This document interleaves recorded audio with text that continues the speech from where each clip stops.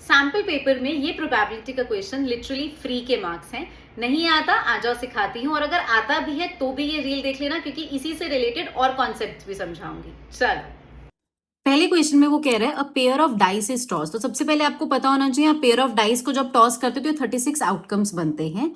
अब वो कह रहा है the probability of not getting the sum 8। तो सबसे पहले देखो 8 कहां पर आएगा। सबसे इजी में पता है 8 आएगा 4 और 4 पे, 4 + 4 = 8, ये वाले इसमें।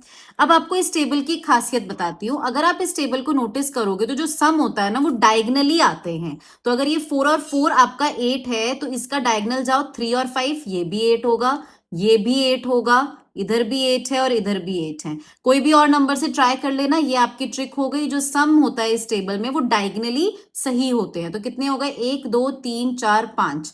5 केसेस में से 8 आ रहा है, तो कितने में नहीं आ रहा, 36 में से 5 जाएंगे 31।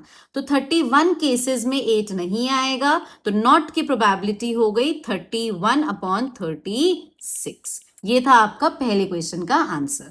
इसके अलावा कई बार वो वर्ड यूज करता है डबलेट। बहुत सारे बच्चों को ये भी नहीं पता डबलेट क्या होता है, जिसमें आपके दोनों नंबर सेम आ रहे हैं, जैसे कि ये 1 और 1, ये 2 और 2, 3 3, 4 4, 5 5, 6 6। ठीक, तो पहली ट्रिक बताई सम की, दूसरा बताया डबलेट।